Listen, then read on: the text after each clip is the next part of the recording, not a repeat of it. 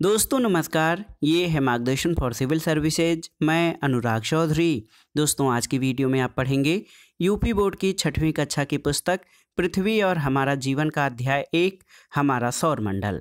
इस अध्याय में आप खगोलीय पिंड, नक्षत्र मंडल, सौर मंडल के केंद्र सूर्य तथा ग्रहों के बारे में जानेंगे। इसमें हम विस्तार से पृथ्वी और चंद्रमा के बारे में पढ़ेंगे। साथ ही सौर मंडल के ग्रहों की तुलनात्मक स्थिति के बारे में भी हम जानकारी लेंगे। इसके अलावा क्षुद्र ग्रह, उल्का पिंड, पुच्छल तारा और ब्लैक होल क्या हैं, इसके बारे में जानेंगे तथा ब्रह्मांड और इसकी उत्पत्ति के सिद्धांतों के बारे में पढ़ेंगे। दोस्तों ये पुस्तक भूगोल को बिल्कुल आरंभ से और आसान भाषा में समझने के लिए बहुत ही उपयोगी है। अंत में हम इस अध्याय से संबंधित महत्वपूर्ण अभ्यास प्रश्नों को भी सॉल्व करेंगे, जो 6वीं कक्षा के विद्यार्थियों के साथ प्रतियोगी परीक्षाओं की तैयारी करने वाले छात्रों के लिए बहुत ही उपयोगी है। तो आइए शुरू करते हैं 6वीं कक्षा के भूगोल पृथ्वी और हमारा जीवन का अध्याय 1 हमारा सौर मंडल। दोस्तों रात में जब हम छत या किसी खुले स्थान की ओर देखते हैं तो हमें अनेक चमकती हुई आकृतियां दिखाई देती हैं। इनमें चंद्रमा और तारे शामिल हैं। नगरों के तेज प्रकाश और प्रदूषण युक्त आसमान से दूर जाने पर ये आकृतियां अपेक्षाकृत अधिक स्पष्ट दिखाई देती हैं। आपने सोचा तो होगा कि ये सब क्या हैं, इन्हें क्या कहते हैं। तो आप जान लीजिए दोस्तों, पृथ्वी से आकाश में दिखाई देने वाली ये सभी आकृतियां आकाशीय पिंड या खगोलीय पिंड कहलाते हैं और इनमें सूर्य, चंद्रमा, तारे इत्यादि शामिल हैं। और यहाँ पर आप देख सकते हैं चित्र में चांद तारों के बारे में सोचते हुए बच्चे को दर्शाया गया है, जो रात में आकाश की ओर देखते हुए चांद और तारों को देख रहा है। दोस्तों अगर हम विचार करेंगे तो पाएंगे कि चंद्रमा युक्त रातों में तारे और अन्य आकाशीय पिंड कम स्पष्ट दिखाई देते हैं। सूर्य के अतिरिक्त अन्य पिंड दिन में क्यों नहीं दिखाई देते? कभी कभी प्रातः या सायंकाल में चंद्रमा हल्के रंग का क्यों दिखाई देता है? क्या इसका कारण सूर्य अथवा चंद्रमा का तेज प्रकाश है? तो आप जान लीजिए दोस्तों, रात के आकाश में टिमटिमाती हुई आकृतियों में तारे और अन्य आकाशीय पिंड शामिल हैं। रात के जो आकाश में टिमटिमाती हुई आकृतियां दिखाई देती हैं, उनमें तारे भी हैं और अन्य आकाशीय पिंड हैं। तारे गर्म गैसों के गोले से बने होते हैं। इनमें स्वयं द्वारा उत्पन्न प्रकाश और ऊष्मा होती है और हमारे आकाश में अरबों तारे हैं। बहुत से तारे हमसे इतने ज़्यादा दूर हैं कि उन्हें हम बिना शक्तिशाली दूरदर्शी यानी टेलीस्कोप के नहीं देख सकते हैं। और आप जान लीजिए कि हमारा सूर्य यानी सन एक तारा है जो पृथ्वी के सबसे निकट है। यहाँ पर देखिए बच्चों को समझने के लिए आइए विचार करें, कॉलम दिया गया है। आकाश में अनेक तारे हैं जो हमारे सूर्य से भी बड़े हैं, परंतु ये तारे चंद्रमा से भी छोटे और कम प्रकाशवान दिखाई देते हैं। क्यों? तो इसका कारण समझने के लिए आप देखिए कि आप नज़दीक के किसी वृक्ष को देखें, उसके बाद उसी या उससे बड़े आकार के किसी दूर के वृक्ष को देखें। देखने के बाद तुलना करें। दूर का वृक्ष समान या बड़े आकार का होने पर भी हमें दूरी के कारण छोटा दिखाई देता है। इसी प्रकार ऊंचे उड़ते हवाई जहाज और पक्षियों को छोटा देखने पर भी विचार कीजिए। तो आप जान लीजिए दोस्तों, आकाश में कई तारे हैं, अनेक तारे हैं जो हमारे सूर्य से भी बड़े हैं, लेकिन ये हमसे इतनी दूर हैं कि वो हमें छोटे दिखाई देते हैं। सूर्य नज़दीक है इसलिए वो बड़ा दिखाई देता है। दोस्तों रात्रि के आकाश में हमें तारों के समूह द्वारा बनाई गई विभिन्न आकृतियां दिखाई देती हैं। इन्हें नक्षत्र मंडल या कॉन्स्टिलेशन कहा जाता है। खगोलविद या एस्ट्रोनॉट्स जो होते हैं दोस्तों, एस्ट्रोनॉमर्स के अनुसार आकाश में कुल 88 नक्षत्र मंडल हैं। इनमें से आसानी से पहचाने जाने वाले कुछ नक्षत्र मंडलों में ओरियन, आर्सा मेजर यानी बिग बियर, कैनिस मेजर जिसको ग्रेट डॉग कहते हैं, और स्मॉल बियर यानी सप्तर्षि मंडल हैं। प्राचीन काल से ही सप्तर्षि मंडल और ध्रुव तारे की सहायता से उत्तर दिशा का निर्धारण किया जाता है। यहाँ पर आप देख सकते हैं दोस्तों, सप्तर्षि तारा मंडल के 2 तारे, ध्रुव तारे को यहाँ पे ये ध्रुव तारा दर्शाया गया है, ध्रुव तारे की ओर संकेत करते हैं। और आपने अपनी दादी माँ से ध्रुव तारे की कहानी जरूर सुनी होगी। ध्रुव तारा उत्तर दिशा में सदैव स्थिर दिखता है। और यहाँ पर देखिए ये बालिका उत्तर दिशा में देखकर ध्रुव तारे की स्थिति को ज्ञात कर रही है। अब आइए जानते हैं दोस्तों सौर मंडल के बारे में, हमारे सोलर सिस्टम के बारे में। दोस्तों सूर्य, 8 ग्रह, इन ग्रहों के उपग्रह तथा कुछ अन्य खगोलीय पिंड जैसे क्षुद्र ग्रह, पुच्छल तारा और उल्का पिंड मिलकर सौर मंडल यानी सोलर सिस्टम का निर्माण करते हैं। इसे हम सौर परिवार या सोलर फैमिली कहते हैं, क्योंकि सौर परिवार का मुखिया सूर्य है। ये हमारे सौर मंडल के केंद्र में स्थित है और सूर्य के गुरुत्वाकर्षण बल यानी खिंचाव के प्रभाव के कारण सौर परिवार के अन्य सभी सदस्य सूर्य के चारों ओर परिक्रमा करते रहते हैं। यहाँ पर आपको सौर मंडल दर्शाया गया है। तो यहाँ पर सूर्य है, उसके बाद बुध, शुक्र, पृथ्वी, मंगल, बृहस्पति, शनि, अरुण और वरुण, यहाँ पर आपको ये ग्रह दिखाई दे रहे होंगे। ये हमारा सौर मंडल है। इसके अलावा आप जानते भी हैं कि हमारे सौर मंडल में सूर्य और ग्रह तथा उनके उपग्रहों के अलावा कई प्रकार के क्षुद्र ग्रह, पुच्छल तारा, उल्का पिंड, ये सभी मिलकर सौर मंडल का निर्माण करते हैं। दोस्तों यहाँ पर आप देखिए कि यहाँ पर आपको बताया गया है सूर्य के बारे में। तो सूर्य यानी हमारा सन जो है वो सौर मंडल के केंद्र में स्थित है। ये अत्यधिक गर्म गैसों से बना तारा है। इसमें मुख्य रूप से हाइड्रोजन और हीलियम गैसें पाई जाती हैं। आप जानते भी होंगे सूर्य में हाइड्रोजन और हीलियम गैसें पाई जाती हैं और सूर्य की ऊर्जा का कारण नाभिकीय संलयन है। ये बहुत बड़ा है और हमारी पृथ्वी जैसे लगभग 13 लाख गोले इसमें समा सकते हैं। ये समूचे सौर मंडल को ऊष्मा और प्रकाश प्रदान करता है। सूर्य हमारी पृथ्वी से लगभग 15 करोड़ किलोमीटर दूर स्थित है। 3 लाख किलोमीटर प्रति सेकंड की चाल से सूर्य का प्रकाश 8 मिनट और 19 सेकंड में सूर्य से पृथ्वी तक पहुंचता है। तो आप इससे अनुमान लगा सकते हैं कि सूर्य कितना विशालकाय है और कितने अधिक ऊर्जा सूर्य के जो है सूर्य से निकलती है। आइए ग्रहों के बारे में जानते हैं, प्लैनेट के बारे में। दोस्तों जो आकाशीय पिंड अपने तारे के चारों ओर निर्धारित कक्षा में चक्कर लगाते हैं उन्हें ग्रह यानी प्लैनेट कहते हैं। ग्रहों में स्वयं का प्रकाश और ऊष्मा नहीं होता है। ये अपने तारे के प्रकाश से प्रकाशित होते हैं। जैसे हमारी पृथ्वी सूर्य के चारों ओर चक्कर लगाती है। किसी आकाशीय पिंड के ग्रह होने के लिए उसका आकार इतना बड़ा होना चाहिए कि गुरुत्वाकर्षण बल के प्रभाव से इनकी आकृति गोल या लगभग गोल हो तथा ये किसी अन्य ग्रह की कक्षा को न काटते हों। और यहाँ पर आप देख सकते हैं दोस्तों, हमारे सौर मंडल में कुल 8 ग्रह हैं। सूर्य से बढ़ती दूरी के अनुसार बुध यानी मरकरी, शुक्र यानी वीनस, पृथ्वी अर्थ, मंगल यानी मार्स, बृहस्पति यानी Jupiter, Shani Saturn, Arun Uranus और वरुण यानी नेपच्यून। तो हमारे सौर मंडल में कुल 8 ग्रह हैं और इस सूर्य से बढ़ती हुई दूरी के अनुसार इनका क्रम बुध, शुक्र, पृथ्वी, मंगल, बृहस्पति, शनि, अरुण और वरुण है। दोस्तों सौर मंडल के सभी 8 ग्रह अपनी धुरी पर लट्टू की भांति घूमते हुए सूर्य के चारों ओर चक्कर लगाते हैं। शुक्र और अरुण ग्रह को छोड़कर शेष सभी ग्रह घड़ी की सुई की विपरीत दिशा में यानी एंटी क्लॉकवाइज में अपनी कक्षा में सूर्य की परिक्रमा करते हैं और इन ग्रहों का अपनी धुरी पर घूमना रोटेशन यानी परिभ्रमण और सूर्य के चारों ओर घूमना परिक्रमण यानी रिवोल्यूशन कहलाता है। आइए पृथ्वी के बारे में जानते हैं। तो दोस्तों सूर्य से दूरी के क्रम में पृथ्वी बुध शुक्र के बाद तीसरा ग्रह है। आकार में ये 5वां सबसे बड़ा ग्रह है और हमारी पृथ्वी लगभग गोलाकार है।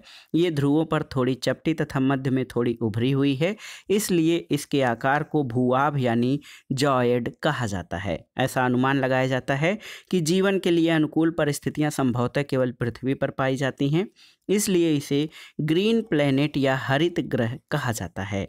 दोस्तों पृथ्वी पर जल की अधिकता के कारण ये अंतरिक्ष से देखने पर नीले रंग की दिखाई देती है, इसलिए इसे ब्लू प्लैनेट या नीला ग्रह भी कहते हैं। आइए जानते हैं दोस्तों, खगोलविदों के अनुसार कई तारों के पास हमारे सौर मंडल की भांति ग्रह, उपग्रह आदि आकाशीय पिंडों से बना सुव्यवस्थित तंत्र हो सकता है और अंतरिक्ष से देखने पर पृथ्वी नीली दिखाई पड़ती है, जबकि पृथ्वी का वायुमंडल अंतरिक्ष से देखने पर काला दिखाई पड़ता है। पृथ्वी के बाद आइए उपग्रह यानी सैटेलाइट के बारे में जानते हैं। दोस्तों, कुछ आकाशीय पिंड अपने ग्रह की परिक्रमा करते हुए सूर्य की परिक्रमा करते हैं। अपने ग्रह की परिक्रमा करने के कारण इन्हें उपग्रह कहा जाता है। जैसे चंद्रमा पृथ्वी की परिक्रमा करता है और यह पृथ्वी का एकमात्र प्राकृतिक उपग्रह है। चंद्रमा के बारे में पढ़ने से पहले आइए सौरमंडल के ग्रहों की तुलनात्मक तालिका को देख लेते हैं। दोस्तों, सौरमंडल के ग्रह जो हैं, आप देखिए सबसे पहले स्थान पर बुध है। इस ग्रह का रंग भूरा है और सूर्य से दूरी 5.8 करोड़ किलोमीटर है। इस ग्रह का व्यास किलोमीटर में 4,878 किलोमीटर और अपने कक्ष पर चक्कर लगाने का समय बुध का 58.6 दिन है, जबकि सूर्य की परिक्रमा में ये 88 दिन लगाता है और बुध के कोई उपग्रह नहीं है। दूसरा शुक्र ग्रह है। ये हल्के पीले रंग का है और 10.8 करोड़ किलोमीटर सूर्य से इसकी दूरी है। 12,104 किलोमीटर इसका व्यास है और अपने अक्ष पर ये चक्कर लगाने में 243 दिन लगता है और सूर्य की परिक्रमा करने में शुक्र को 225 दिन और इसके कोई उपग्रह नहीं है। तीसरा जो ग्रह है वो पृथ्वी है। ये नीला और हरे रंग का ग्रह है। सूर्य से इसकी दूरी 14.96 करोड़ किलोमीटर है। इस और हमारी पृथ्वी का व्यास 12,756 किलोमीटर। अपने अक्ष का चक्कर लगाने में ये 24 घंटे का समय लेता है और आप देख सकते हैं दोस्तों कि 365.25 दिन में ये सूर्य की परिक्रमा करता है और पृथ्वी का एक उपग्रह चंद्रमा है। चौथा ग्रह मंगल ग्रह है। ये लाल भूरे रंग का ग्रह है और सूर्य से इसकी दूरी 21.7 करोड़ किलोमीटर है। इसका व्यास 7,650 किलोमीटर और अपने अक्ष पर चक्कर लगाने में मंगल को 24 घंटे और 37 मिनट लगते हैं और सूर्य की परिक्रमा करने में 687 दिन लगते हैं और मंगल के 2 उपग्रह हैं। बृहस्पति दोस्तों गुलाबी रंग पर सफ़ेद पट्टी वाला ग्रह है और ये सूर्य से 77.8 करोड़ किलोमीटर दूर स्थित है और ये बड़ा ग्रह है। इसका व्यास 1,42,984 किलोमीटर है। अपने अक्ष पर चक्कर लगाने में ये 9 घंटे 55 मिनट का समय लेता है और सूर्य की परिक्रमा में 11.86 वर्षों का समय लगता है बृहस्पति को। बृहस्पति के कुल 69 उपग्रह हैं। इसके अलावा दोस्तों शनि है। शनि सुनहरा पीला ग्रह है। 142.7 करोड़ किलोमीटर इसकी दूरी है सूर्य से और इसका व्यास 1,20,536 किलोमीटर है। शनि को जो है दोस्तों अपने अक्ष का चक्कर लगाने में 10 घंटे 47 मिनट लगते हैं और सूर्य की परिक्रमा करने में 29.46 वर्ष लगता है। इसके ज्ञात उपग्रहों की संख्या 62 है। सातवां ग्रह अरुण है। ये आसमानी कलर का है और दोस्तों सूर्य से इसकी दूरी 287 करोड़ किलोमीटर है। इसका व्यास 51,158 किलोमीटर और ये अपने अक्ष पर चक्कर लगाने में 17 घंटे 14 मिनट का समय लेता है और सूर्य की परिक्रमा करने में अरुण को 84 वर्ष का समय लगता है। इसके कुल 27 उपग्रह हैं।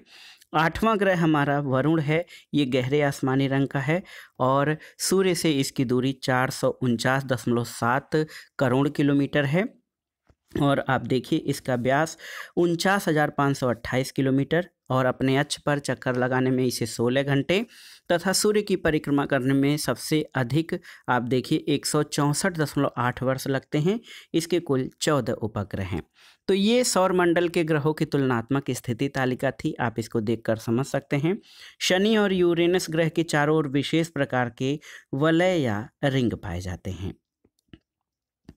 अब आइए चंद्रमा के बारे में देख लेते हैं। चंद्रमा यानी मून तो हमारी पृथ्वी का एकमात्र उपग्रह चंद्रमा है। इसका व्यास पृथ्वी के व्यास का 1/4 है और ये हमारी पृथ्वी के सबसे निकट स्थित आकाशीय पिंड है। पृथ्वी से इसकी दूरी लगभग 3,84,000 किलोमीटर है। ये सूर्य के प्रकाश से प्रकाशित होता है। चंद्रमा से परावर्तित प्रकाश जब पृथ्वी के धरातल पर पड़ता है तो चंद्रमा के इस प्रकाश को चांदनी या मून लाइट कहते हैं। पृथ्वी के सर्वाधिक निकट होने के कारण रात्रि के आकाश में ये सबसे बड़ा और चमकीला दिखाई देता है। दोस्तों देखिए, शुक्र और यूरेनस को छोड़कर सभी ग्रह घड़ी की सुई के विपरीत दिशा में परिभ्रमण और परिक्रमण करते हैं। इन दोनों ग्रहों को परिभ्रमण और परिक्रमण की दिशा घड़ी की सुई की दिशा में होती है। अरुण के उपग्रह भी उसके चारों ओर घड़ी की सुई की दिशा में परिक्रमा करते हैं। अब आइए दोस्तों ग्रह और उपग्रह के बाद क्षुद्र ग्रह यानी एस्टेरॉयड के बारे में जानते हैं।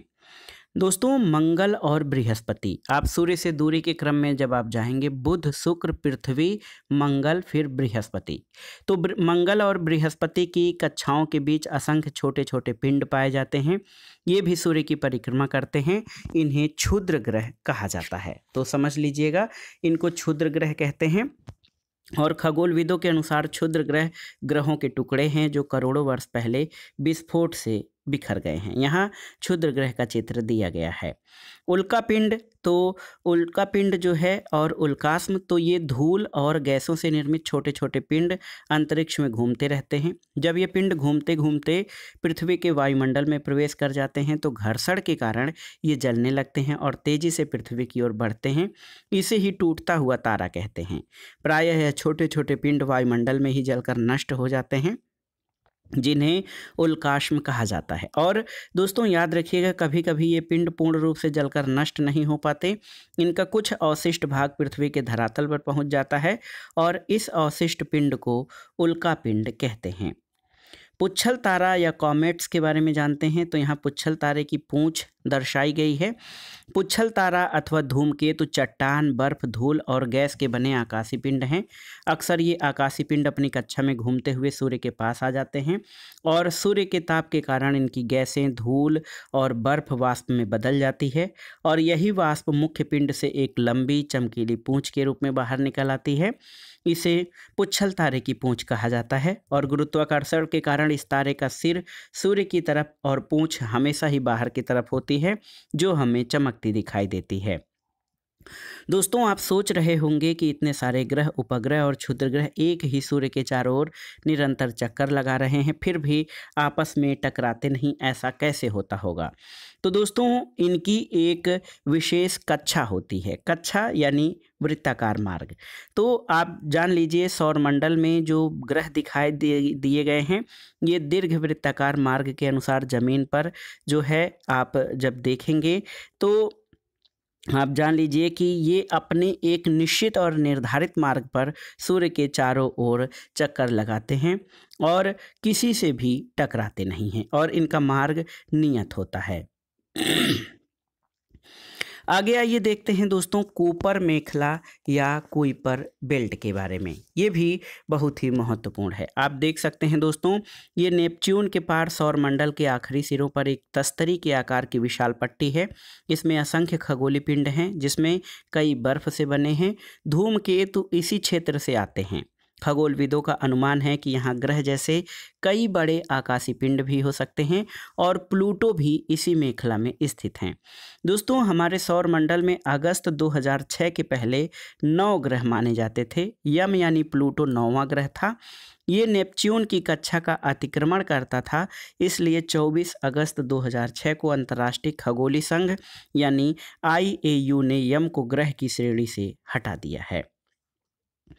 आइए देखते हैं दोस्तों ब्रह्मांड या यूनिवर्स के बारे में। तो आपने तारों भरे खुले आकाश में एक ओर से दूसरी ओर तक फैली चौड़ी सफ़ेद पट्टी की तरह चमकदार मार्ग देखा होगा। ये करोड़ों तारों का समूह है। इस पट्टी को आकाशगंगा या गैलेक्सी कहते हैं।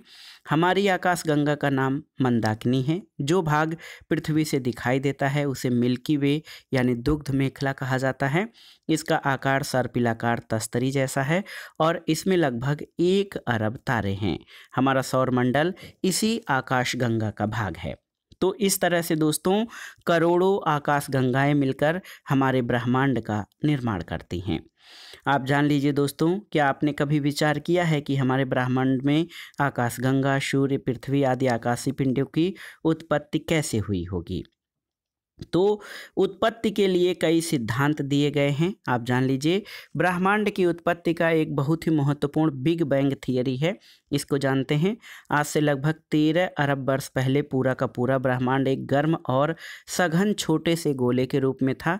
अधिक गर्मी और सघनता के कारण इसमें अचानक विस्फोट हुआ और इस विस्फोट को बिग बैंग कहा जाता है। विस्फोट के बाद ब्रह्मांड तेजी से फैलने लगा और ये फैलाव आज भी निरंतर जारी है।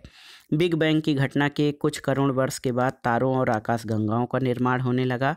वास्तव में आकाशगंगा का निर्माण हाइड्रोजन, हीलियम गैसों और धूल कणों से बने विशाल बादल के इकट्ठा होने से हुआ है और आकाशगंगा को बनाने वाले इन बादलों को निहारिका यानी नेबुला कहते हैं। गुरुत्वाकर्षण के प्रभाव के कारण इन बादलों से गैसीय पिंड बने, जिससे तारों का निर्माण प्रारंभ हुआ और आकाशगंगा के केंद्र में जो है दोस्तों एक विशाल ब्लैक होल है जो गुरुत्व केंद्र का कार्य करता है। इसके कारण आकाशगंगा का अस्थायित्व बना रहता है। और सूर्य के बारे में अगर आप देखेंगे तो बहुत ही महत्वपूर्ण है। आप जान लीजिए, हमारा सूर्य जो है दोस्तों अपनी आकाशगंगा में लगभग 100 अरब तारों में से एक तारा है और आज से लगभग 5 अरब वर्ष पूर्व मंदाकिनी आकाशगंगा की बाहरी भुजा में हमारे तारे सूर्य का जन्म हुआ। सूर्य अपने जन्म से ही आकाशगंगा के केंद्र की परिक्रमा कर रहा है।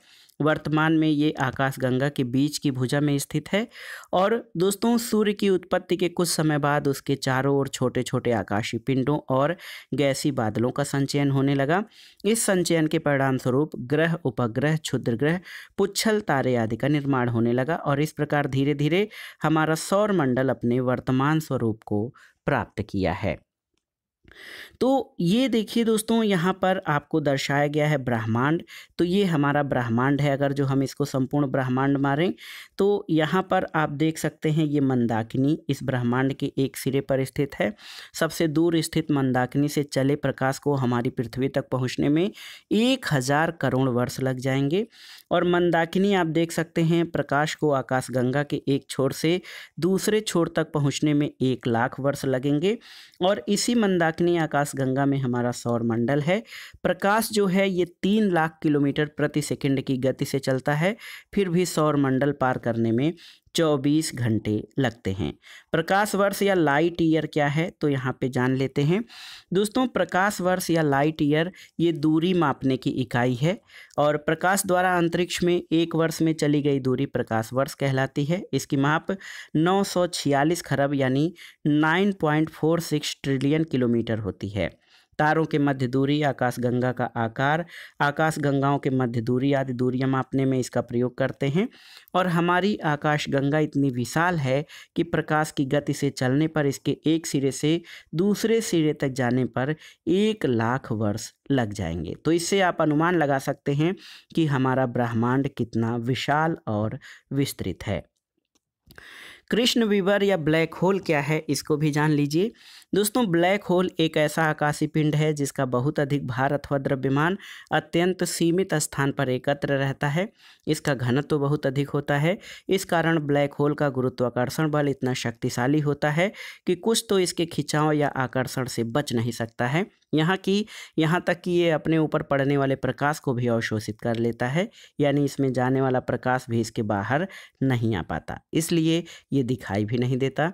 इसके स्थान पर केवल काला रंग ही दिखाई देता है, इसलिए इसे कृष्ण विवर या ब्लैक होल कहा जाता है। दोस्तों इस अध्याय में संबंधित कुछ शब्दावलियों को देख लेते हैं। अंतरिक्ष, तो विभिन्न आकाशीय पिंडों के बीच वायु रहित रिक्त स्थान को अंतरिक्ष कहते हैं। ब्रह्मांड, ये असीम विशाल अंतरिक्ष जिसमें करोड़ों आकाशगंगाएं हैं, इसे ब्रह्मांड कहते हैं। उपग्रह यानी सैटेलाइट, तो वो आकाशीय पिंड जो ग्रह की परिक्रमा करते हुए सूर्य की परिक्रमा करता है, उसे उपग्रह कहते हैं। और खगोलविद, वे वैज्ञानिक जो ब्रह्मांड के विषय में जानकारी प्राप्त करते हैं या प्राप्त करने का प्रयास कर रहे हैं, उन्हें खगोलविद कहा जाता है। अंत में इस अध्याय से संबंधित अभ्यास प्रश्नों को सॉल्व कर लेते हैं। पहला प्रश्न है कि आकाशीय पिंड से आप क्या समझते हैं? तो पृथ्वी से आकाश में दिखाई देने वाली सभी चमकती हुई आकृतियां आकाशीय पिंड या खगोलीय पिंड कहलाते हैं। इसमें सूर्य, चंद्रमा, तारे आदि शामिल हैं। ग्रह और उपग्रह में क्या अंतर है? तो ग्रह दोस्तों सूर्य के चारों ओर अंडाकार पथ पर चक्कर लगाते हैं। हमारी पृथ्वी भी एक ग्रह है और सौरमंडल में इनकी कुल संख्या 8 है। उपग्रह, तो ये उपग्रह जो है ये ग्रहों के चारों ओर अंडाकार पथों पर चक्कर लगाते हैं, जैसे कि चंद्रमा हमारी पृथ्वी का उपग्रह है और सौर मंडल में इनकी संख्या 64 है।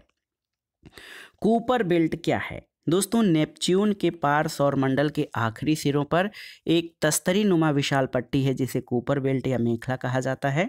इसमें असंख्य खगोलीय पिंड उपस्थित हैं जिनमें कई बर्फ से बने हैं और धूमकेतु इसी क्षेत्र से आते हैं। इस क्षेत्र को कूपर बेल्ट कहते हैं। निहारिका से आप क्या समझते हैं? तो दोस्तों बिग बैंग की घटना के कुछ करोड़ वर्ष बाद तारों और आकाशगंगाओं का निर्माण होने लगा। वास्तव में आकाशगंगा का निर्माण हाइड्रोजन, हीलियम गैस और धूल कणों से बने विशाल बादलों के इकट्ठा होने से हुआ है। आकाशगंगा को बनाने वाले इन बादलों को निहारिका या नेबुला कहते हैं। अगला प्रश्न है आकाशगंगा किसे कहते हैं? हमारा सौरमंडल किस आकाशगंगा में है? तो आकाश में एक ओर से दूसरी ओर तक फैली चौड़ी सफ़ेद पट्टी की तरह एक चमकदार पथ जो असंख्य तारों का समूह है आकाशगंगा कहलाता है। हमारा सौरमंडल मंदाकिनी नामक आकाशगंगा में है। अगला प्रश्न सही जोड़े बनाना है। मंगल ग्रह के उपग्रहों की संख्या कुल कितनी है? तो 2 है। सूर्य से पृथ्वी की दूरी कितनी है? तो लगभग 15 करोड़ किलोमीटर। सर्वाधिक उपग्रह वाला ग्रह कौन सा है? तो ये बृहस्पति है। शून्य उपग्रह वाला ग्रह तो बुध और शुक्र के कोई उपग्रह नहीं है। और दूरी मापने की बड़ी इकाई प्रकाश वर्ष है। अगला प्रश्न रिक्त स्थानों को भरना है। तो तारे गर्म कैसे? गैसों के गोले से जो हैं गैसों से बने गोले हैं। हमारे सौरमंडल में कुल 8 ग्रह हैं। हमारी पृथ्वी का एकमात्र उपग्रह चंद्रमा या मून है और क्षुद्र ग्रह मंगल और बृहस्पति के ग्रह के मध्य पाए जाते हैं। दोस्तों यहाँ पर आपसे एक और पूछा गया है कि सौर परिवार का रेखा चित्र बनाइए और उसमें ग्रहों के चित्र उनके नाम लिखिए। छोटे से बड़े आकार के क्रम में ग्रहों के चित्र आप बना सकते हैं। एक प्रश्न और है कि यम को ग्रह की श्रेणी से क्यों हटा दिया गया? तो दोस्तों पहले यानी अगस्त 2006 तक हमारे सौरमंडल में कुल 9 ग्रह थे। 9वां ग्रह यम था। यम यानी प्लूटो, और प्लूटो नेपच्यून की कक्षा का अतिक्रमण करता था। इसलिए दोस्तों खगोलीय संघ, अंतर्राष्ट्रीय खगोलीय संघ द्वारा 24 अगस्त 2006 को इसे ग्रह की श्रेणी से हटा दिया गया था। तो दोस्तों ये था आज का वीडियो। यूपी बोर्ड के 6वीं कक्षा की भूगोल की पुस्तक पृथ्वी और हमारे जीवन का अध्याय 1 हमारा सौरमंडल। इस अध्याय में हमने सौरमंडल के ग्रह, क्षुद्र ग्रह, उल्कापिंड, पुच्छल तारा, इसके अलावा दोस्तों प्रकाश वर्ष, कूपर बेल्ट, ब्लैक होल आदि के बारे में पढ़ा। और ब्रह्मांड की उत्पत्ति के कौन कौन से सिद्धांत जो महत्वपूर्ण सिद्धांत हैं उससे हमने ये भी जाना कि ब्रह्मांड की उत्पत्ति कैसे हुई है। और अंत में 6वीं कक्षा के विद्यार्थियों की सुविधा के लिए हमने अभ्यास प्रश्नों को भी सॉल्व किया जो प्रतियोगी परीक्षाओं की तैयारी करने वाले छात्रों के लिए भी बेहद महत्वपूर्ण है। तो आप इस अध्याय को तैयार कर लीजिएगा। शुरुआती अध्याय है, बहुत ही आसानी से हम इसमें हमारे सौरमंडल और ब्रह्मांड को समझ सकते हैं। तो ये वीडियो आपको कैसा लगा हमें कमेंट बॉक्स में ज़रूर बताइएगा। वीडियो को लाइक करें, शेयर करें और इस चैनल मार्गदर्शन फॉर सिविल सर्विसेज को सब्सक्राइब करें। वीडियो देखने के लिए धन्यवाद दोस्तों। नमस्कार।